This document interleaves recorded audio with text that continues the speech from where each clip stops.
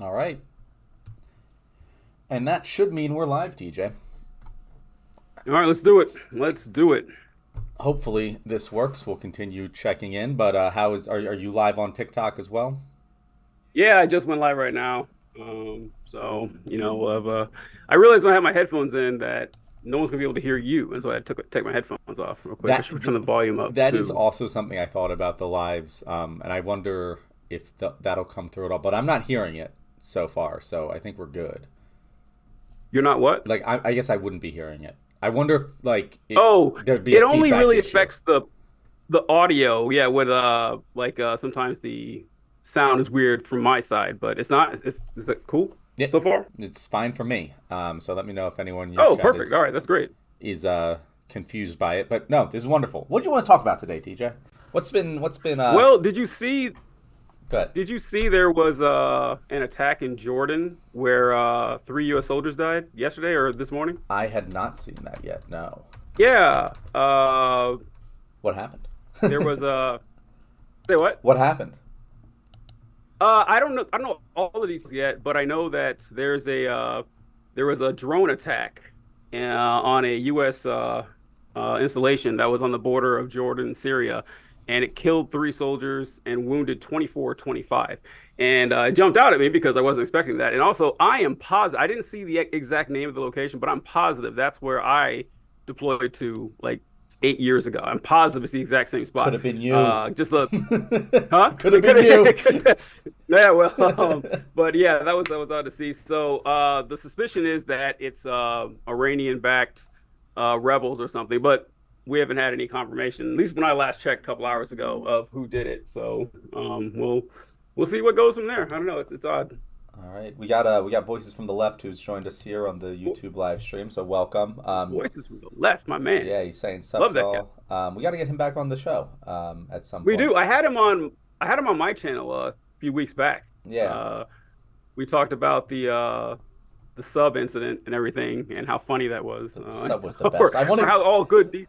I can't tell you how many times I've thought recently. I want to go back to the sub week. Like that week was just it was brilliant. We had the sub, and then we had the orcas, and like it was just, and we had like the hot labor summer going on. It was just a really good time to be in our position. But a little Yeah, less a so than rare right now. moment of happiness. That's true. We're not blessed with those too often. No, not at all. But in your opinion, I've actually been thinking about this, and since you can Liz probably says hi. Liz does. Oh, hi, Liz. Yeah, Liz says hi. Hey, Liz. John says hi as well. We'll Go ahead. be Sorry, John. we'll this is our first test run of this, so like always, anyone who's watching this right now, feel free to give feedback or anything. But our guests, like Liz, like voices from the left, we're gonna be just giving an open invite for people to come on and just chew the fat with these lives. So that'll be a regular thing. I believe we'll be doing it on Wednesdays, but we're doing this test session today. That was the most solidarity we've seen in a long time. Yes, it was. Yes, it was. But the question I have for you, TJ, something I've been noticing, and this is just my stupid civilian brain just like picking up on patterns here.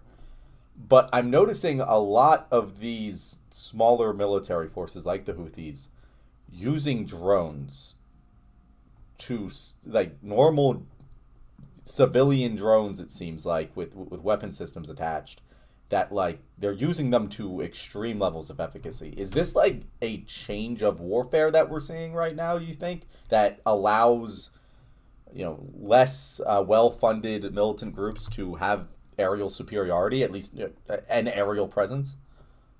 Yeah, and we've been seeing this in other areas too, not just with aerial forces, but we've been seeing them really since the War on Terror, Mm-hmm. when the United States military was dealing with small terror cells, that were weaponizing VBEDs, vehicle-borne IEDs, Mm-hmm. something that no one had dealt with before, and this is just this is the way of life now. That the old I was talking on my live, I did a live last night, and I was talking how someone mentioned World War III, and I was like, World War III is not going to happen. It's not. There's a thousand reasons that it won't happen, that it can't happen, because it's not, the 1700s where major powers would just go to war against each other, because the world was a lot less centralized back then. That you have these major governments and economies that are all, interlinked in ways that no one can really separate. So it's in no one's best interest to destroy the economy and the social structure of a major power like the United States or China or Russia or Saudi Arabia, anything like that, because it would destroy. Everyone loses when that happens. Mm-hmm. And so what we have is that we're stuck with what we're seeing now, really since the last since the Soviet Union fell, really, that these tiny proxy wars. And when you do stuff like that, these people get very creative, and as technology advances, it's going to keep going like this. And the best, I heard someone use an example that why the United States has so much trouble with this, because the nation's military wasn't crafted to fight this, and we're still adjusting to it because the United States got really good at slaying dragons. Like that was our thing. The United States, like we took on, Imperial Japan or Nazi Germany or the Soviet Union, like big hulking forces. But now dragons are extinct, and instead you have to hunt snakes. Mm-hmm. And so you have to go around, correct your entire military force to go around this. And there's no perfect answer for this. There isn't, because the technology is not going to get worse and it's not going to get cheaper. So it's going to keep going. So you're right. I think this is something that we'll be dealing with for a while. It is I really love that analogy. I think it's a great analogy. It's a great analogy. It's both poetic and accurate. Yeah. I guess my question here, I agree with you on your take on World War III. The one thing I would say about the take on World War III, and I've been saying that for years, but it's actually the reason that I don't fear Trump being able to pull off a fascist coup of America is the same reason I very much worry about World War III under Trump. Because Donald Trump doesn't operate by those normal rules of what is beneficial to him or whatever. He just sort of does what he thinks is best. And he would totally be incompetent at pulling off a successful coup of the United States government, but he would be very easily capable of actually starting a World War III scenario, which is why I fear that more than anything else with him, because he'll just do something that's really stupid, such as assassinating a general. In Iran. That was wild. That was wild. We can hope that this thing doesn't escalate, that everyone else will be the calm heads. But eventually, you roll the dice enough times, and I do worry about it. Yeah. An unstable actor like Trump, that's true. Because man, when he assassinated Soleimani, I was still in the army at the time when that happened. Oh God. I remember things like I was like, oh man, that is bad. Who knew how that was going to end up? In Iran, they did respond. They sent a bunch of rockets into Iraq, to like U.S. Installations in Iraq, and destroyed a few, small. They didn't kill anybody, but they had to do something. And I think that in most cases that would, oh God, but you do that enough times, you're right. You're just igniting a powder keg. It's crazy. Yeah, you're just rolling the dice for no reason. But to talk to the point about, because this has been interesting to me, is thinking about how this affects U.S. military imperial dominance. Because you're right, we're not really equipped to fight these small-scale battles as effectively as we would a large-scale battle. And our massive military basically keeps us safe from any sort of total destruction style. Defensively it works, but offensively and using it to exert the kind of control over the world that we have for the past several decades, is that something that might be going away? Is that something that might be replaced with private military corporations? Like, because that's what I know that's like a sci-fi concept that's been around for a long time, but like it doesn't seem very crazy to me if you just have, a $500 million enterprise buy up, $100 million worth of drones to use in a military capacity. Like, that's not incredibly far-fetched and would have a significant effect on, anything, right? Like, am I crazy about that? Is it way more difficult than I think it is?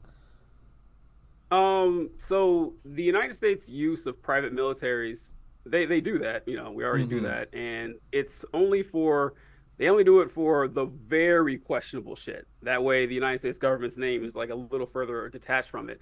But I'm not too worried about it becoming our primary military force.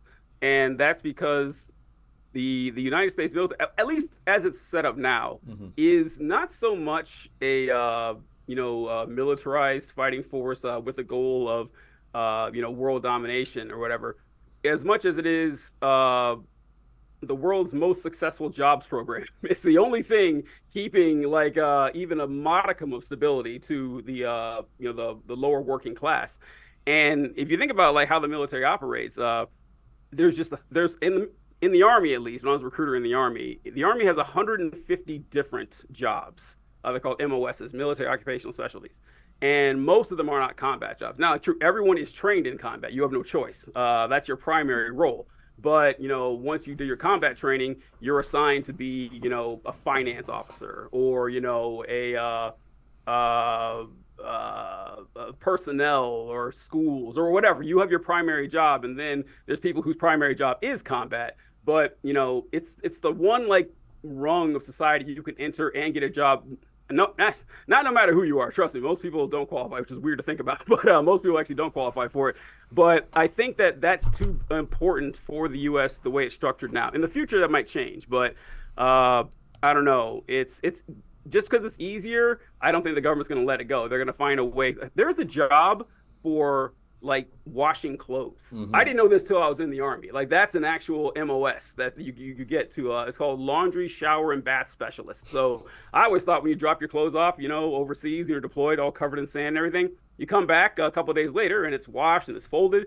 I thought that was just some privates they put on a detail to wash clothes. No, it's a job. That's an entire job system for that. So yeah, I think that the military is too important for the stability of the U.S. economy for them to drop it that quickly. So I'm not disagreeing with anything you said, but I think you're kind of misunderstanding what I'm getting at here. So let me recontextualize what I said. We discussed last week, or maybe on Thursday, about how the U.S. Navy provides a tremendous value in maintaining trade routes, right? And that is one of the biggest positive attributes of our military is that we're able to do that.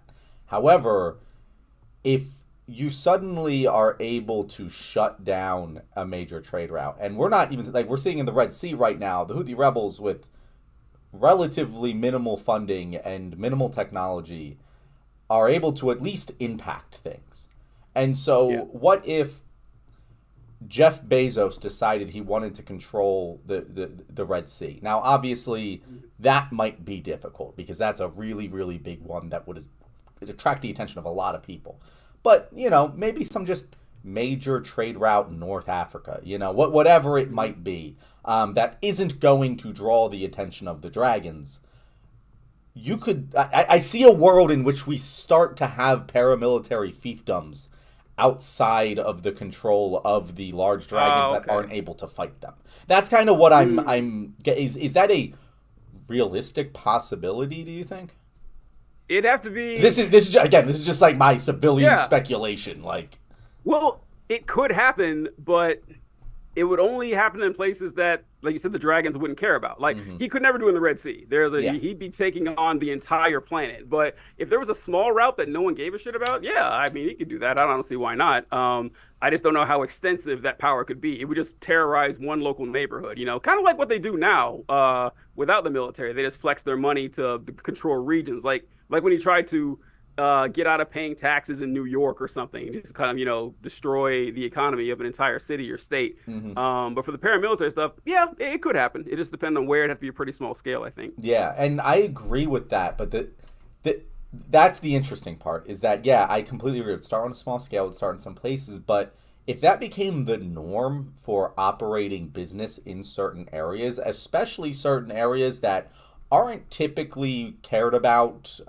by the big powers like Africa that are rapidly growing and increasing in value in terms of trade, if that becomes the norm in those regions and you end up with essentially what used to be, like back in the day, the 1800s, like you would have private trading, corporations hiring basically PMC, like militant vessels to protect their cargo as they traded them across waters.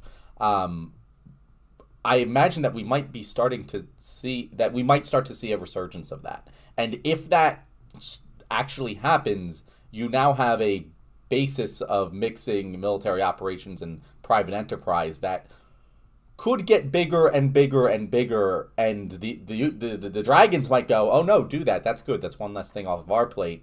But it might create an environment where that just, if you invest enough resources into that, these very powerful people aren't going to just let it go.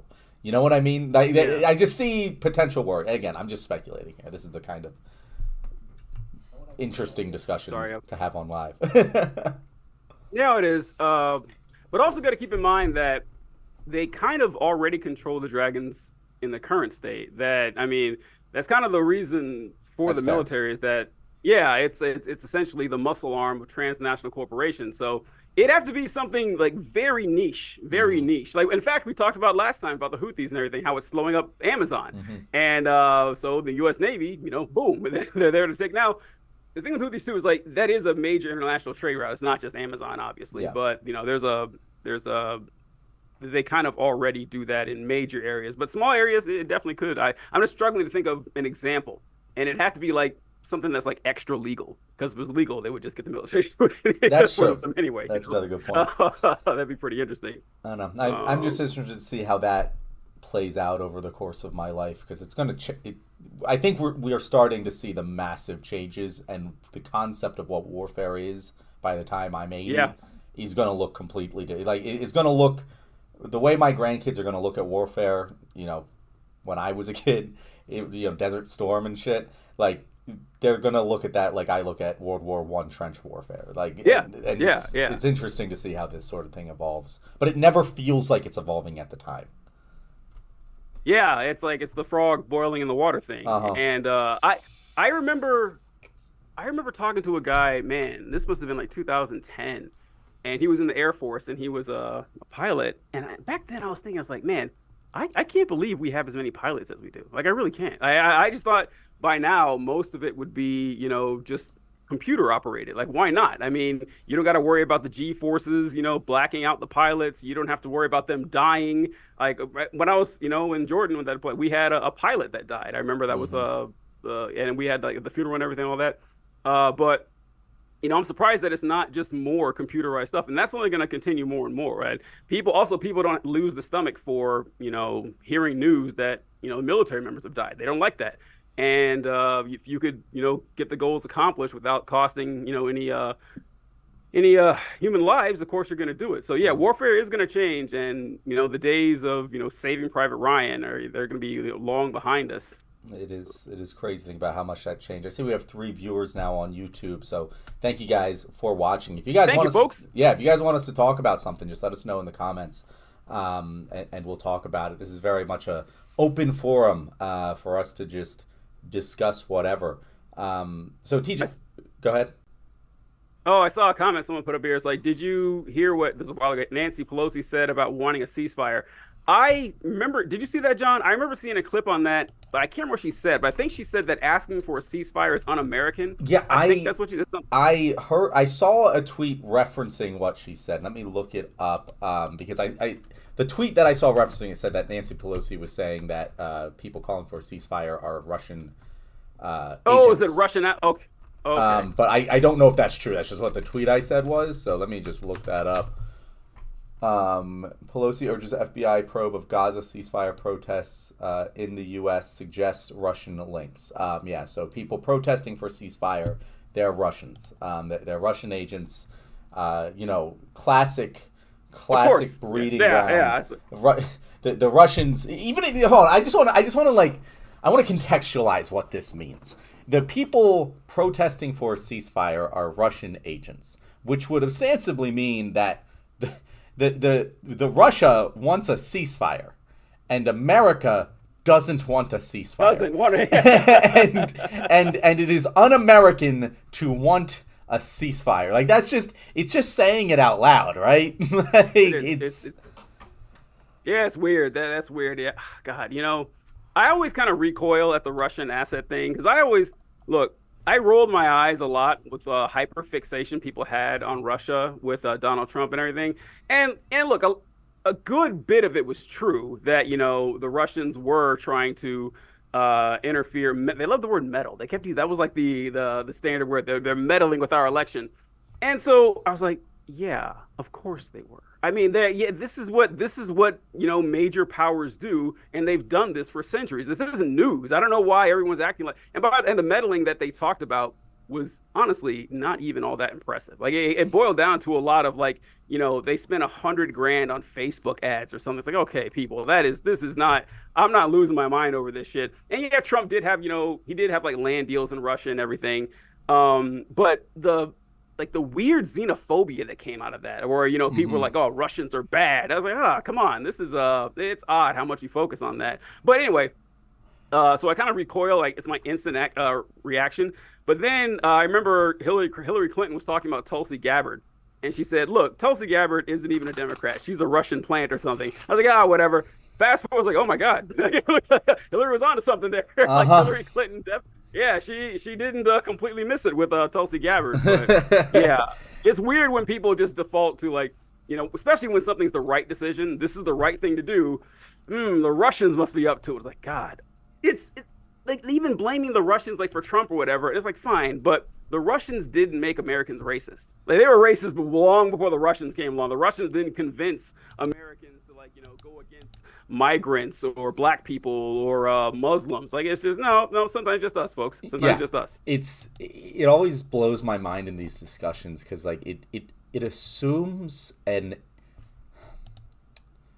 infallibility is the opposite of what I want to say. It assumes a perfect fallibility of the Russian meddling. Like it assumes that any Russian meddling is by default a bad thing, which doesn't make any sense. Like unless America is always right and Russia is always wrong, then meddling by default isn't a bad thing. If they're meddling for good things, that would be good, right? Like am I yeah, is that not the standard like thought process on this? Is it I don't even know. If the Russians were meddling and trying to get us universal health care, meddle away. Yeah, meddle for it. Yeah, do whatever you can. That's true. I'm all for it. Yeah. And it's like, oh well, they're meddling. That's wrong to do. It's like we do that too. We meddle all the time. Meddling is our middle name. Like, yeah. Well, you remember when we got caught spying on Germany back in the Obama administration? It's like, yeah, we spy on our allies. Yeah. This is like we know this happens, and once again, it's not to say that I'm like pro Russians interfering with our election. I'm an adult. I know that this is how the world works, and I'm not going to be shocked when I hear that it happens. And like the elections we've met, we go so much far beyond meddling. I mean, we actually like overturn elections and everything and use the CIA. Yeah, like I guess we're subject matter experts on this, so we can speak on it. But the United States is very good at this. And it's also funny to me because here's the quote from Nancy Pelosi. Like, I think I was giving her too much credit.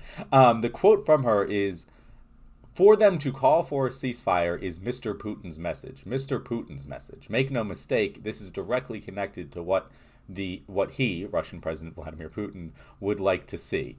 I think some of these protests are spontaneous and organic and sincere. Some I think are connected to Russia. Some financing should be investigated, and I want to ask the FBI to investigate that." And it's like, what is the point of saying, if you're saying that that's a weird thing to say? What is the difference? What is the difference between a protest that is funded by Russia and a protest that is sincere? They're the same message. Either you think the message is wrong or you think the message is right. Who is funding that message might be evidence to which side is correct. But if you think that the organic ones are organic, then it really doesn't, right? Like it should have no bearing on whether those organic ones are right or wrong. Yeah. I mean, but it comes down to like the operating principle, like you mentioned earlier, is that the fact that Russia is involved makes it bad. That's all that they're focusing on. It's pretty strange, but because they can't fight the actual fight, TJ. Like if they fought the topic on its merits, they would lose instantaneously. I mean, they don't though. They don't. I mean, I saw another interview with John Fetterman and Jake Tapper. I mean, did you see that one? It's so bad. I can't remember what he said, but he was saying that he doesn't understand why anyone is against what's happening. It's like, man, you don't understand at all. Like you can't for your life wrap your mind around why people would have a problem with this. I mean, even if you were like a complete, you're pro-Zionist and everything, I get that, fine, but you're fine with like 25,000 people, civilians dead over the course of 3 months. You have no problem. You are mystified as to why people are freaking out by this. Yeah, that's the thing. Even if you personally think it's okay, like You Yeah. should at least acknowledge that one might see that and be upset about it. Like, it should be at least reasonable to understand why one would not like that, even if you have some expert knowledge that's unavailable to the rest of the world. John, I was just from TikTok, Hmm. or my TikTok live was just taken down. Oh no, It because says it says your access to live and multi guests will be restored on February 4th for violent misinformation in the global community. It is natural for people to have different opinions, but we seek to operate on a shared set of facts and reality. Russian disinformation, maybe? I don't know. I don't even know what the disinformation could possibly be. Like, I don't know. we quoted Nancy Pelosi directly. That's wild, man. That is wild. Well, it's fun while it lasted, folks. Yes, it is. Yeah. So, God, that's That's TikTok. Like, I don't do a lot of complaining about stuff like that. I don't. I really hate content where people are like, "Look at me, I've been shadow banned, and like no one's watching my vids, and feel sorry." It's like, no, I'm not gonna do that. Like, look, this is the rules. This is how this shit works. There need to be. I understand that there need to be, you know, terms of service because you can't let people put insane stuff out there, and I get it, but it is. I do get why it's annoying, though. I do get why people are annoyed by it. I get. I don't like the people who are like, oh, there's some like conspiracy, yada yada yada yada. Like that's a really, to me, an unsubstantiated claim. But like, if you're talking about how it's just stupidly operated, I'll talk about that all day. Like the fact that they're just like, hey, we're taking this down because you violated our guidelines about misinformation. That's dumb. Tell me what it was. Like, how am I supposed to create content that meets your community guidelines Yeah, if that's all true. you do TikTok's is real bad take about it that. down and don't tell me what I did wrong? That's dumb. Like Yeah. that, whatever side of the aisle you're on, that's dumb. Like if you even if it was a conspiracy to change the way that I'm talking about shit, that would be a dumb way to do it. Yeah. It would TikTok be easier is- for them to just tell me. I will say because it is bad because they'll like that it says like misinformation, but it doesn't tell you what you said that caused it, and you have to guess. And I will say though that up until last summer, I think I don't know when they updated these terms of service in TikTok because my stuff would get taken down all the time. Like a year and a half and before or a year ago, and I would appeal. I'd win maybe 30-40% of the appeals or whatever. But now whenever I get a video taken down, I have like a 75% success rate with getting the videos restored. And so it's gotten better. It's gotten better. And yeah, they come and also in the old system a year ago, whenever you got a strike against you, even if your strike was overturned, you still kept the strike and it counted against you. So, Yep. you got 5 strikes and 3 of them were overturned. Nope, you still got 5 strikes. And they got rid of that. So that's pretty good. I got my first, so I started doing YouTube videos like end of last year, I think. I have like 30 videos. Actually, I have 30 some videos up, but they're only like half of them are like TikTok videos I just posted onto YouTube. I didn't start doing real videos till a couple months ago. But I got my first strike on YouTube. Oh, so congratulations, I'm in the TJ. game. I know, right? I'm all taken care of, and it was for misinformation again. And so I had to be careful how I say it now because I don't want to get taken down. But it was about inoculation. I'll put it that way. And so we were making fun of people who were, anti, COVID.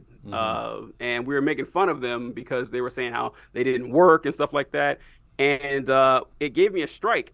But YouTube gave me a timestamp. And it said, you violated misinformation rules at this mark, at the 4-minute, 22-second mark. I like that. Yeah. I like that they did that because they took, and I lost the appeal, which I shouldn't have because we weren't promoting it. We were making fun of it, but I can at least understand where they were coming from with that, and I appreciated that they told me, where the violation was. Yeah, because now you can just sort of avoid talking about that thing in that way, and you can change your Yeah, behavior. exactly. Yeah. Instead of Whereas I was just kind of tepid and trying to bring it up now because I know that. Yeah, I know. that it's a soft.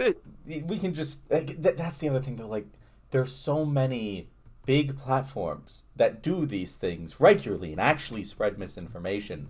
Yes. And it's like, how are they not getting hit when my tiny little channel's getting hit. That doesn't make any I sense. know it. Yeah, I wondered the exact same thing because there are. Then again, I don't know, like because I do hear them complain about it too, but they still get away with a bunch of stuff, and you probably Yeah. get a lot more leeway the bigger you are. I understand it because they make YouTube money, so yeah, you're gonna get a little more grace. But yeah, it is frustrating because I had the same thought. I was doing it jokingly and making fun of them, but there are people who actually do that shit, and I know they're still operating. Yeah. Who knows? Who knows? Are you when it comes to content moderation, are you kind of generally on the side of we're good where we are, we need less of it, we need more of it? Or do I you not mean, not care? for you talking about different platforms? Talking about different, just in general, overall, in society, different platforms, whatever it is, YouTube, TikTok, Twitter, whatever it could be. Do you think that we are Uh, overbearing with our content moderation right now, or we could use more of it? um, Wow, that's a good question because I feel it both ways. I Okay. feel that sometimes like TikTok I think is a little too sensitive on stuff, but not as sensitive as people seem to think. As we've talked about before, I don't think they're nearly as censorious as people Mm-hmm. pretend they are.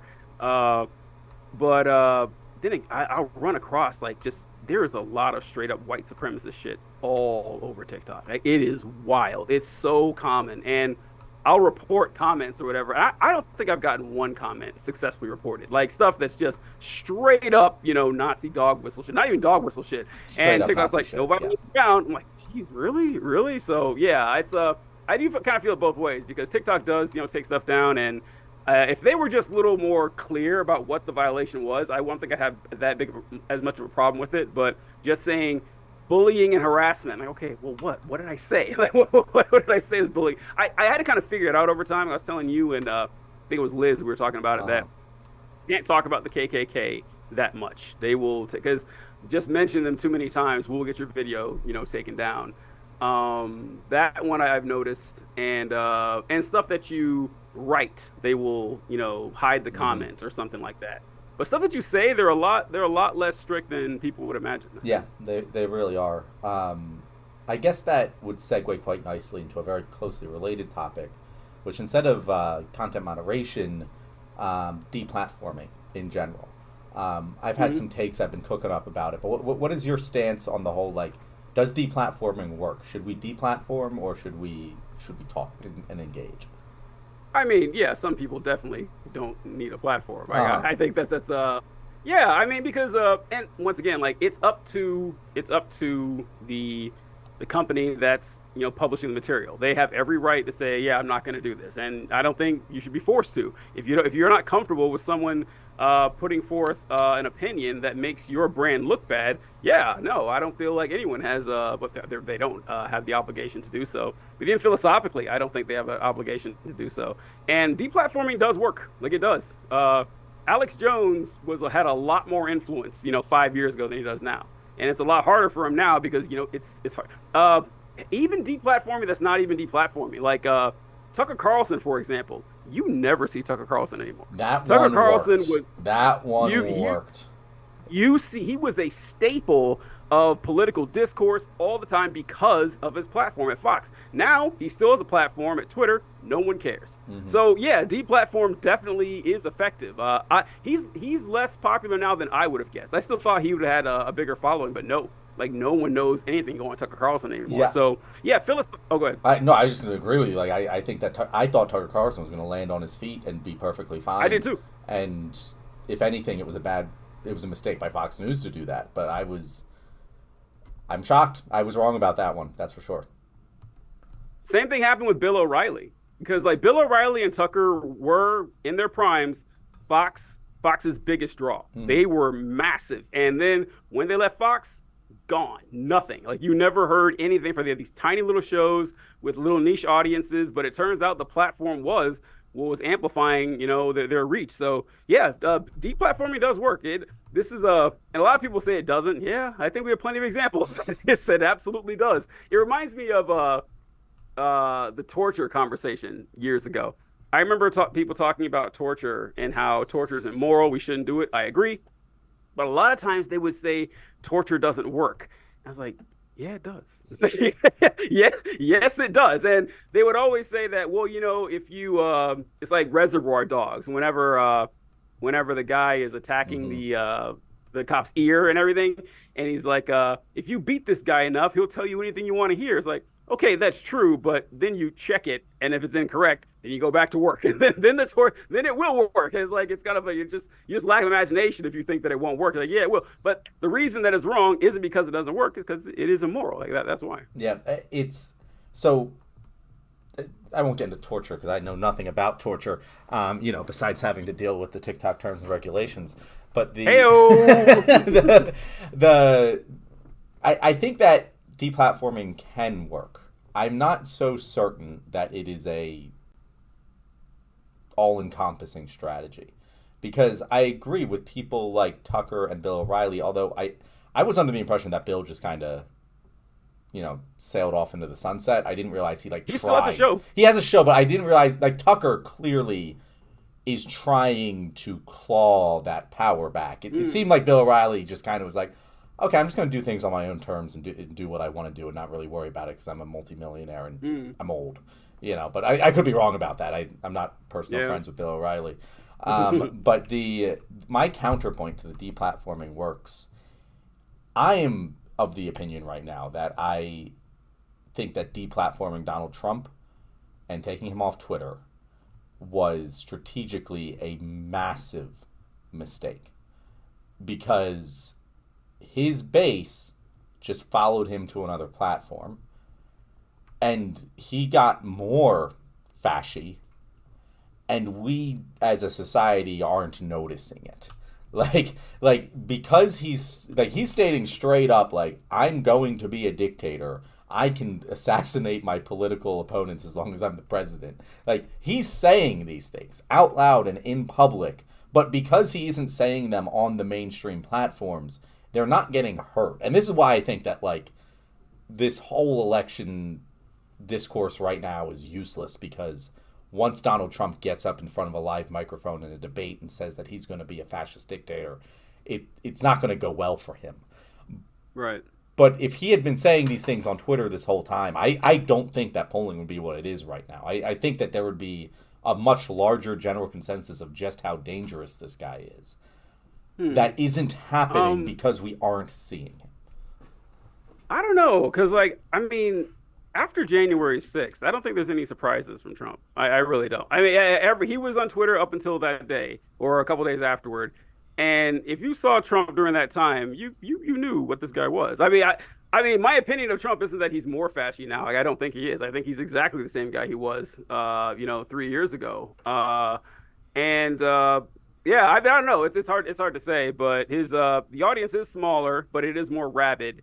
I think that's just happening with conservatism in general. It's a shrinking population, so it's getting louder and louder because this is the end. Like, if this either works and they can extend this project, or Trump falls and they're in complete disarray, and they know it. Like, this is the last gasp of a dying animal. I don't know. Maybe it helped Trump to be deplatformed. I'm not convinced of it, but I don't know. That's a decent point, but I just haven't thought about it that much. I don't know. I'm interested in what you just brought up there, like the last grasp of a dying animal. I don't know if I entirely agree. Like, I agree that, like, when Trump is gone, once he loses this election, it's going to be I mean, who knows what happens? Maybe he'll try and run again in 4 years. That's actually way too old.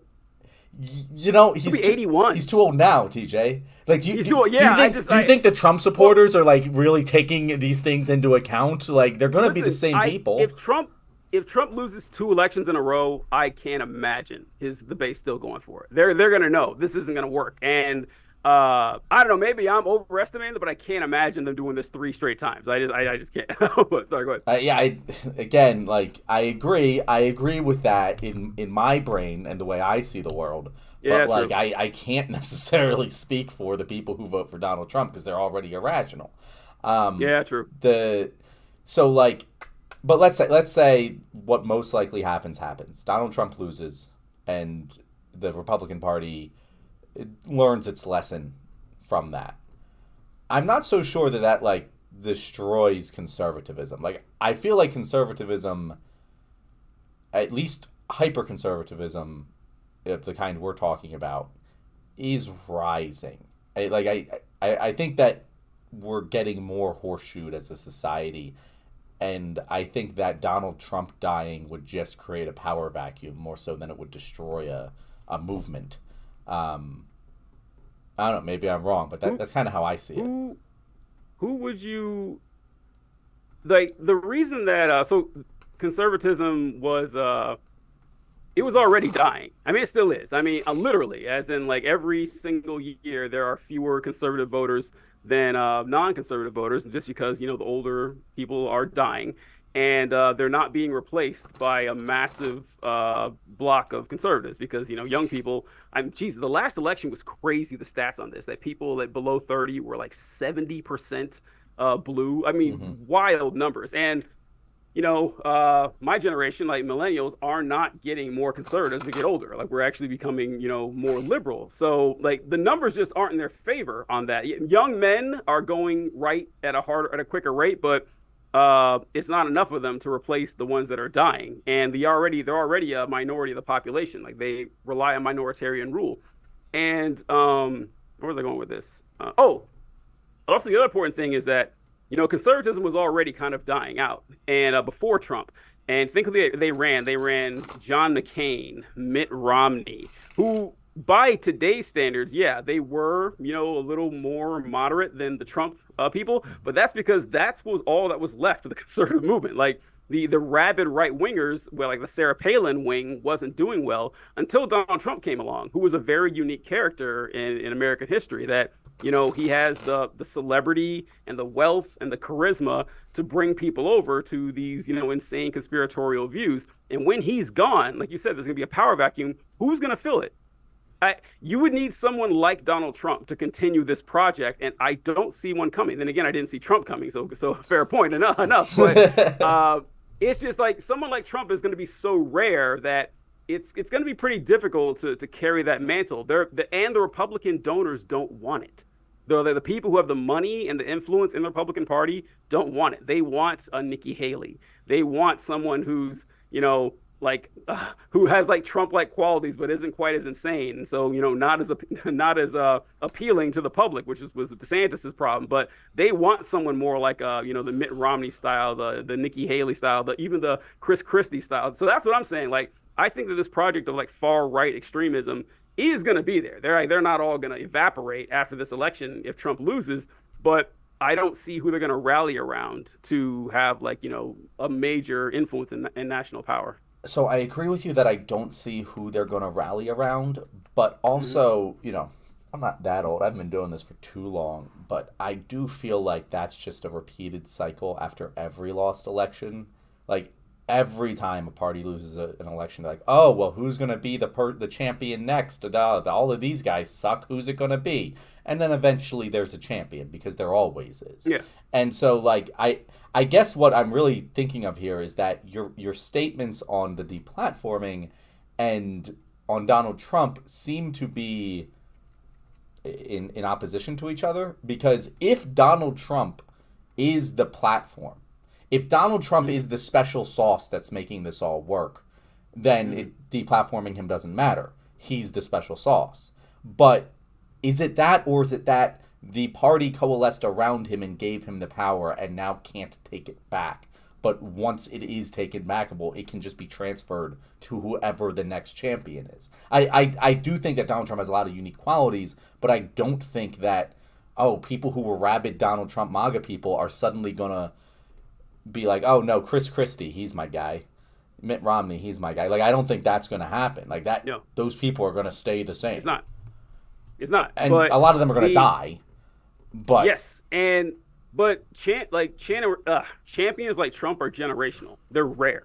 Like the last time the conservatives had this was like Ronald Reagan, like someone where they not only like voted for an election, but who they loved, who they just adored, and like he's still seen as a god to this day. Like mhm. it's going to be decades before they have another person like Trump. And that's what I mean. Like that, it's just rare. Go ahead. God, that really puts into perspective just how dumb the Reagan thing is. Like, I've never really thought about it this way, but like, Yeah, there's a lot of parallels between Donald Trump and Ronald Reagan that like including the slogan "Make America Great Again." They both yeah, ran on that exactly. Yeah, it's basically the same thing. And it is. I don't know. I guess like I have this perception of Ronald Reagan in my head of him being a very incorrect but effective and understanding of what he's doing champion of the right wing.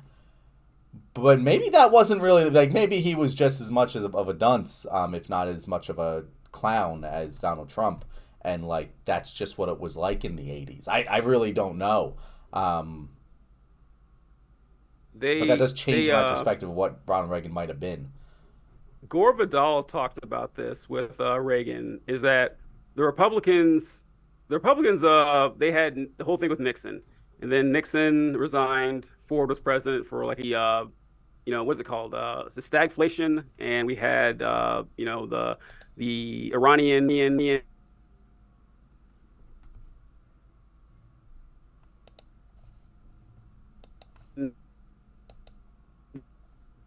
oil. Carter gets on stage, tells the United States, "Listen, oh, my internet connection is unstable. Oh, no. Am I still coming through fine? You were not for a little bit, but mine also seems to be unstable. So you can just kind of restart that thought if you want. Okay. All right, cool. All right. So what I was saying is that I know where I cut out, but Gore Vidal was talking about this, about how after Nixon resigned and we had Ford and going Johnson and Carter and all that, the Republican Party was not doing well. Like it was just like on the ropes. And then we had stagflation under Jimmy Carter. We had the Iranian hostage crisis. We had oil prices going up. We had gas station runs where the line to get gas was backed out into the street. People couldn't afford to heat their homes, and this in the 70s was when late stage capitalism started creeping in, and business owners and factory owners were removing factories from the Rust Belt and shipping them off to Bangladesh or something where they could pay people 1/10 and rake in more profits and decimate entire communities. Like that's when things started going south. Was the late 70s. So Carter steps up in front of the nation. He says, "Listen, we need to tighten our belts. We need to start wearing sweaters in the house instead of burning heat to like warm ourselves." And the Americans did not want to hear that shit. Of course, you didn't want to. That was a terrible thing to say as president. It's like, we need to start cutting corners and be fiscally responsible to get. No, you want someone with a message of hope. And then Gore Vidal was talking about how the Republicans needed somebody to deliver this message and do it well, and they couldn't find anyone who could do the job. And then they ran across Governor of California, Ronald Reagan, who was an actor. He had acted for decades. He was perfect. He was perfect for the gig because he could stand on his mark and recite the line, and he could say it in a convincing manner to give this paternalistic you can do it, buddy. America's the shining city on the hill, and black people have had it way too easy for way too long. That was an important part of his message. And Americans, they ate it up. And I get why, because things were looking like garbage, and Reagan came along and said, "No, we are the greatest nation who's ever lived. We're Americans. We can do whatever we want. If we just loose these regulations on business and stop taxing them so much, we can unleash the free market." Americans bought right into it. So yeah, Reagan wasn't, like, in my opinion, this like staunch ideologue with his shit. He was just a guy who could deliver the message in a way that people liked, and he did it very well. So I agree with you. I don't think Reagan was a super strong, proponent of ideals and reasons. He just could deliver the line. Yeah, yeah, yeah. And I just saw that we had a like from someone. So whoever did Yo, that, thank you very much. we appreciate This it. this Keep is it our coming. this is our first test run of the Left Wing Live, where we're just kind of talking. So if you have any, we got 4 viewers all of a sudden. Look at that. Well, if you guys have My God, we anything got that it, we want to folks. talk about, make sure to jump in the chat and let us know. Right now, we're talking about the parallels between Donald Trump and Ronald Reagan, and whether or not these are very special people who are once in a generation, or whether or not they can be constructed again once Donald Trump falls. Looks like Special K BMX said no problem, y'all. Thank you very much, Special K BMX. We appreciate it. But I think both statements are true. I yeah, think that they are special people that come along once in a generation, and that they can be constructed. But it takes time. It takes the right person. There's no guarantee, and they're both like Hollywood connected, which is very funny to me. That like the conservatives love to dunk on Hollywood all the time, but man, they love them anyone who's tangentially associated with show business. That like how many times do they pump out Clint Eastwood or Scott Baio or Chuck Norris, like anyone who's done a mayonnaise commercial that's a Republican, what's his name, Kevin Sorbo. They eat these guys up. They love it. And so same with Reagan and Trump, is that they want to be accepted by that society. I think there's like a level of jealousy from them. Oh, huge. When it comes to Hollywood, because Hollywood is, Mm-hmm. overwhelmingly liberal. And Yeah. while they are certainly not overwhelmingly leftist, they are definitely on the left side of the political spectrum. And that, I think, breeds jealousy, because they are at their core just, normies who like their celebrities, who want to care about things that don't matter, but they just want it to be in their flavor. And so when Yeah.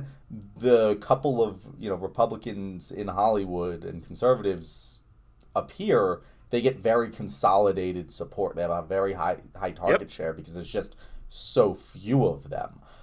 So I guess my point here is, I don't know if conservatives innately love celebrities more than liberals and leftists. I think it's just that there's less of them, and so they get more support when they appear. Yeah, they don't love them more than people in the center or the left. It's just that, yeah, there's fewer of them, but I'm saying that conservatives pretend to hate Hollywood. They pretend like, no, you just hate the majority of it that doesn't like you. And when you mentioned that Hollywood is mostly liberal, it kind of has to be that way, because part of being a conservative is, the arts aren't that important to you. I mean, talk to a conservative anytime about someone who studies art or music, in college, and you will just get a fire hose of insults and how this is a waste of time and this is a horrible thing to choose, which is, it's so weird to say, because when has music made anyone's life better? Yeah, when has that ever happened? Who likes music? Like, that's not an important part of the human experience. That's not the closest thing to magic that isn't actually magic. It's weird how they shit on this stuff. And Trump, well, first to go to conservatives. I was right now we were talking that conservatives like Hollywood as much as anyone else, and they're furious. You mentioned how the jealousy. They are furious about the same thing Trump is furious about. I'll combine these points here. That it's not enough for them to be in political office, to be president or have the Supreme Court or, have a bunch of governorships. That's not what they want that, but they want more. And what makes them mad is that they don't have the support of popular culture, and they never will. That's what really makes them upset, is that they want to go to a movie theater and stop seeing people like them being shit on. They want professors in college to be right wingers. Like that's what they want. They want academia, they want media, they want young people, they want, social society to be conservative, and they push so hard to get it that way, and it never works. Like, it's just how life works, and they're always going to be upset about that because they want to be accepted in high society and popular culture, and they never will.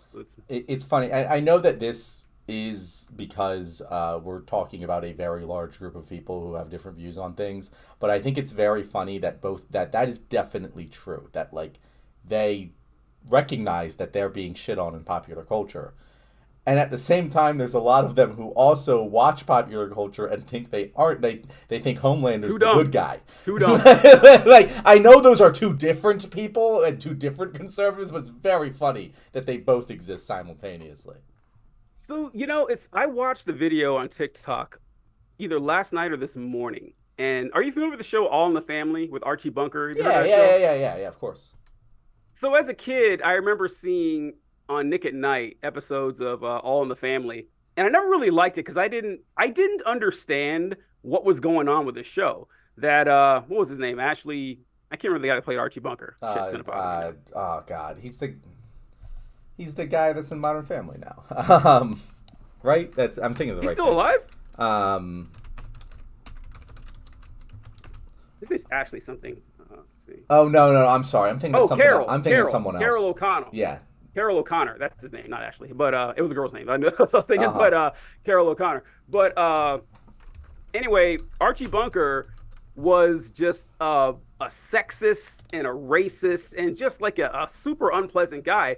And I remember watching that show. I was like, okay, why am I supposed? I hate this show. Why does everybody like it so much? And then as I got older, I realized that you're supposed to. He's like an Al Bundy character. You're supposed to look at him and laugh, like, oh, look how bigoted this guy is. Mm-hmm. I was like, oh, okay, I didn't catch that as a kid. And then it blew my fucking mind that most people misunderstood what the show was about, but in the other direction. They thought, this bigot is a good guy. This is the guy I should be rooting for. And it had the complete reverse effect the show was going for. Now, once again, I was 11 years old. You can't blame me for not being able to read the social criticism, but at least I read it in a moral way.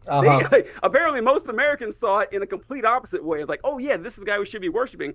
And it happens a lot. It happens a lot. My best friend from college, conservative, I remember years ago, he was talking about Stephen Colbert. Mm-hmm. And he said, yeah, so I was watching Colbert, and you've seen Colbert. I mean, the guy's obviously a conservative. He just, I was like, what? Oh my God. That would be, to me, I could not imagine a sentence that could make me think you're an idiot faster than saying, obviously, Stephen Colbert is a conservative.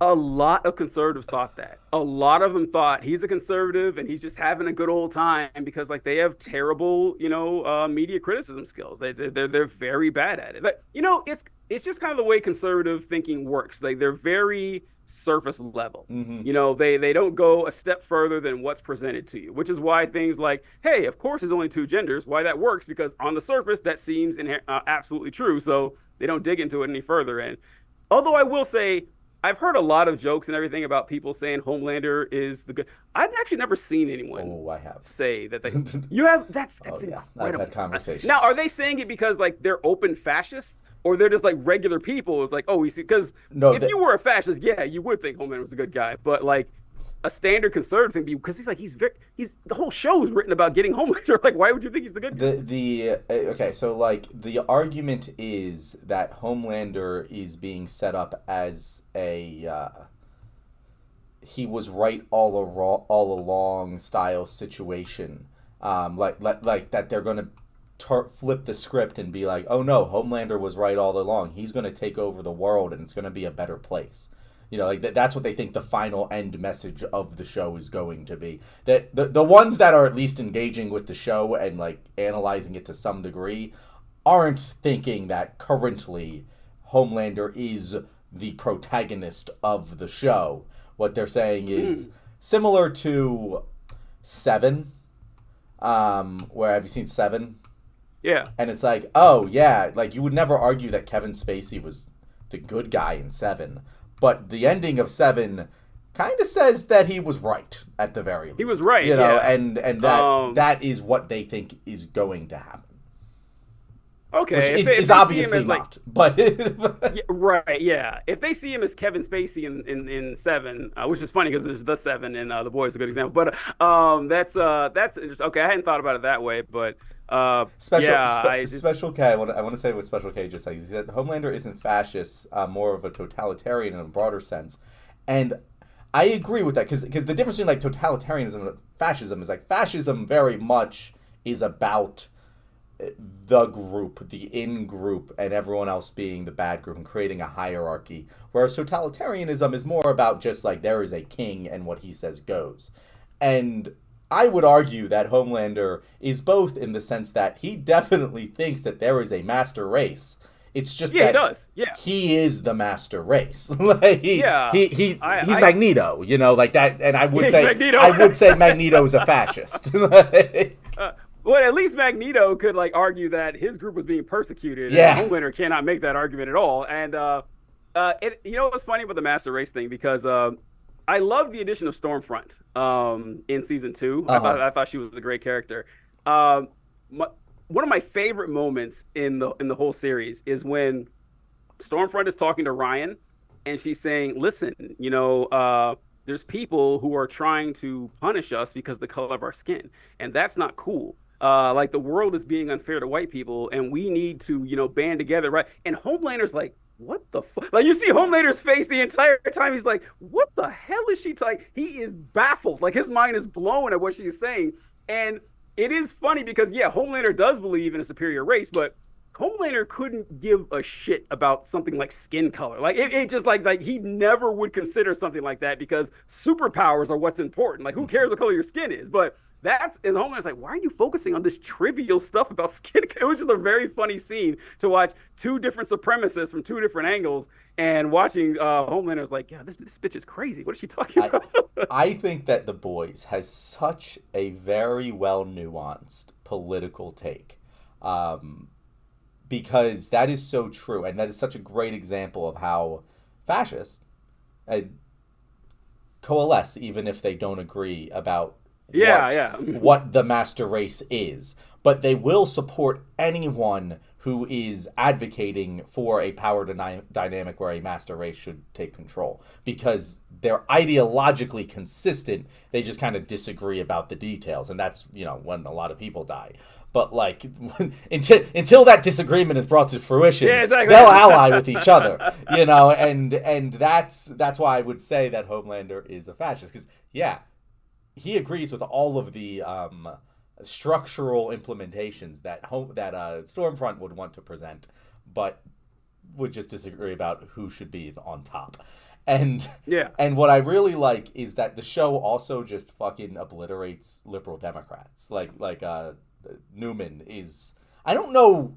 It's a little confusing to me whether she's a Democrat or Republican. They don't really say, do they?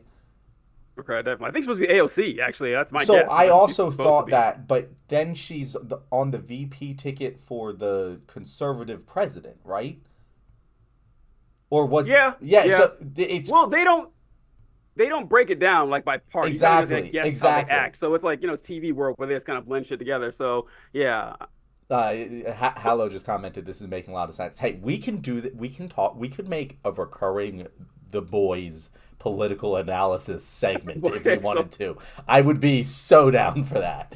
and, Go ahead. well, and with Newman, I mean, like, I didn't read the comics, but I have watched, like, people talking about how the comics lay Same. it out and everything. And with Newman's based after becomes president, so they kind of have to make her take this route for the character. So I think it's just kind of be tied in.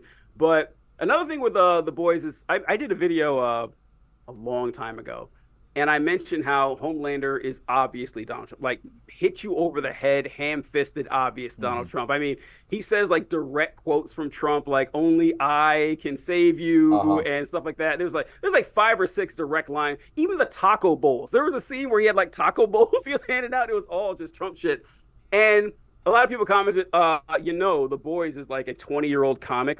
So yes, I know. I'm aware of this, but that Homelander predates the presidency of Donald Trump. But the way he's portrayed in the show is insultingly obvious that it's Trump. And of course, a lot of people don't see it. It's like, God. Then again, you know what? Maybe it's just because of the people we are that we do recognize a Trump quote when we hear it, Uh-huh. and that we do recognize like a Trump meme when we see it. But I guess if you don't you're not, immersed in politics, it could easily, not think about it. Damn, I probably judge the people too hard. You probably easily miss that shit if you don't follow politics on a daily basis. Yeah. I think that the ending of season 3 when he kills the guy in Fifth Ave, like that's such a well known Yeah. that's such a well known Trump comment that I feel like even a Yeah. normie person who isn't involved in politics would have been able to see the parallel there. But I could Yeah. be wrong. We have Hallow saying that he's going to watch the show now, so that's excellent. And Special K BMX Should. is asking if we've watched Gen V, and I really like. I loved Gen V. Did you see Gen V? I didn't watch it. No. I highly recommend it. Like, I was like staying away from it because I was like, that's not my genre, the teenage melodrama. But it's really good. It's really, really, really good. And there is a plot line in it where essentially there's this human, I guess I'll just non-powered. I don't know what the normie, whatever they call them, the Muggles, that basically is trying to develop a virus that's going to wipe out all of superpowered people. And I think it's so interesting how they criticize everyone because that's a tanky, that's someone that's a tanky, like that's their philosophy, and it's an extension of Butcher's philosophy. It's like, okay, well, if we take Butcher's do whatever it takes to the natural conclusion, it's going to end there. And that's wrong, obviously. So, like, Mm. where's the right answer? And it's very interesting. And Newman is the classic, the liberal shill who's purposefully holding back progress, but giving the impression that progress is being made. And so it really does. There is a character for most ideologies, and So I've who been is actually Butcher supposed to searching for be? my own. Who's Butcher's a tanky that is like Butcher's I definitely don't get heavily tanky criticized. vibes from Butcher though. I don't get tanky vibes from Butcher at all. Like I don't see him as like this you know equal I just don't get that. I see him like a power guy who just sees one Well, group that has too okay, much. that's Yeah. that's maybe I okay. I'm gonna rephrase what I said. When I say tanky, I mean not necessarily the communist part of it, but the Oh, the okay. the ends Like a justify the militarist or means. A something. militarist, like, hey, I'm right. Gotcha. The thing I'm Okay. right about is different than what communists are saying, right? But like the Okay, thing is, gotcha. I'm on the good side here against a pure evil force, which is true, right? Hmm. Both of them are, I think, would agree on that, and that's how they view things. And so Yeah. they are both like, okay, I will do whatever it takes. There is no moral barrier to what is needed because the other guys are far more dangerous and they don't have any. And that is where I see the comparison.